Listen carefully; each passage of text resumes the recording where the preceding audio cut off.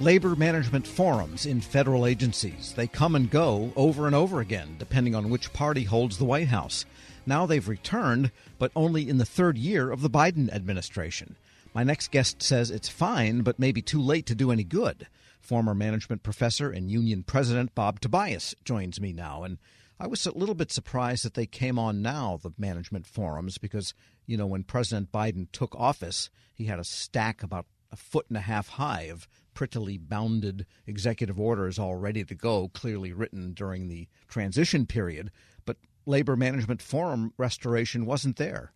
It wasn't, Tom. As you point out, the history of labor management forums has come and gone. It started with President Clinton, and then his executive order was revoked by President Bush, and then President Obama issued a new executive order, and that was revoked by President Trump. And this executive order is really, I think, the most comprehensive effort to create labor management forums that's ever been tried before.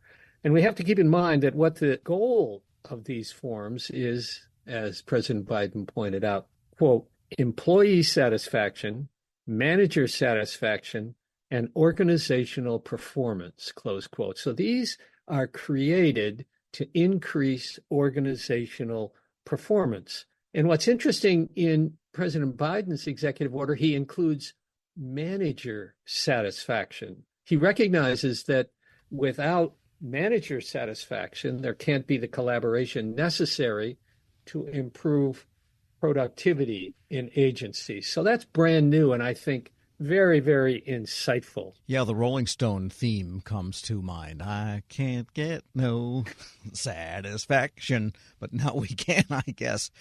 But the goal is to get that satisfaction. Keep on rolling, Tom. Well, yeah, I think, though, there's a good thought in there, though, and that is if one side of a negotiation or a discussion has its arms folded and its jaw set, and the other one is eager, you're not going to have a good discussion. That's correct.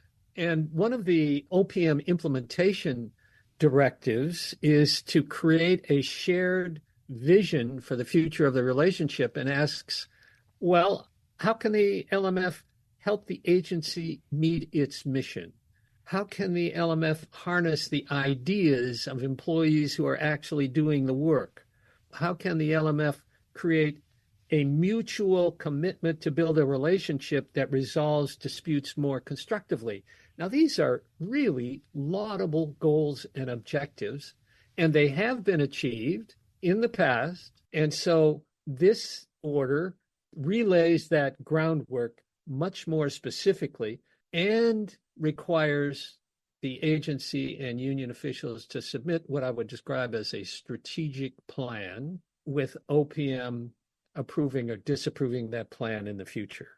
Well, let me pull on one string there. Union officials. Some agencies, the staff is not organized, and in some other places there might be a bargaining unit, but people outside of the bargaining unit might also have something to say with respect to operations. So does it have to be union representatives, or does it have to simply include them? In an organized workplace, it consists of managers and employees through their union.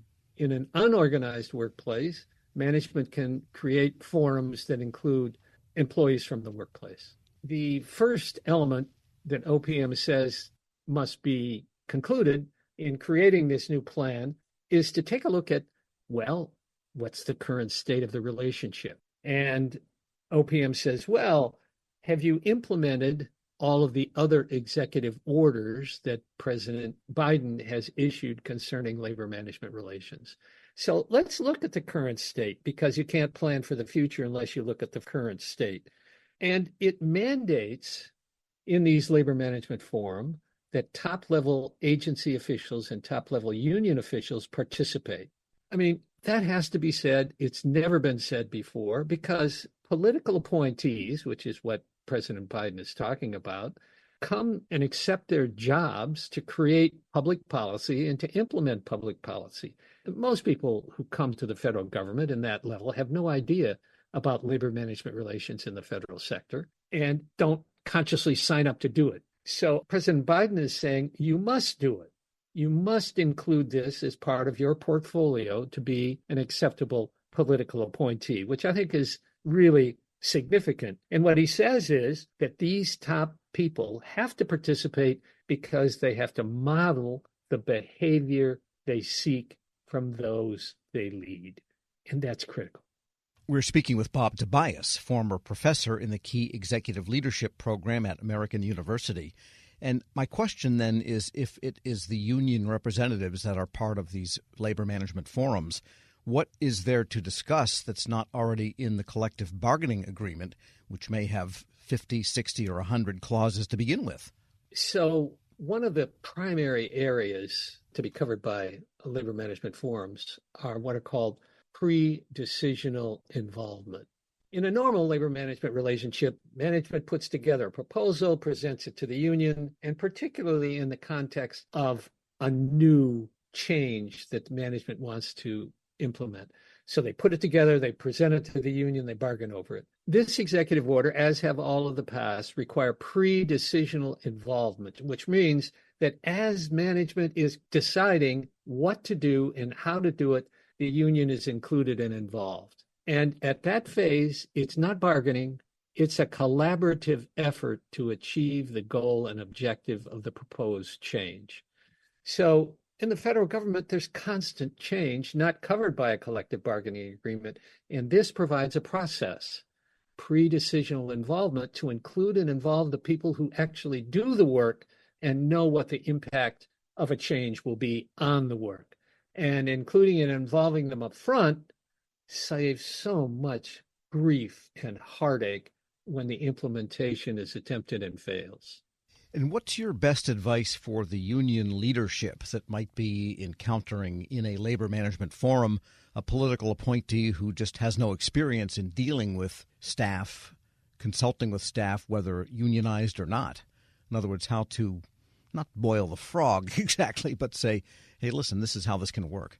Well, OPM recommends that both the Federal Labor Relations Authority and the Federal Mediation and Conciliation Service provide training, joint training to union leaders and managers, and highly recommends that people who do not or never have had a relationship enroll themselves in this kind of a program. And since it's joint training, people are learning together about, most importantly, how to create a relationship. You know, we call it labor management relations, and yet we forget that indeed what we're talking about here is creating and maintaining a stable relationship. And as we all know, creating and maintaining stable relationships ain't easy. Do you ever wish they would change the word from labor to maybe staff? Because labor has the connotation of sort of 1920s Samuel Gompers, and here we are avoiding the sparks flying as the steel is poured into the ingot. Well, you know, Tom, maybe so, but I think it's so well enmeshed in law and regulation, we're stuck with labor and management. But this order seeks to really transform the idea that you just articulated into something where instead of the sparks are flying, collaborative relationships are created and maintained. And I can tell you when that works, Tom, both sides are very proud of what they create.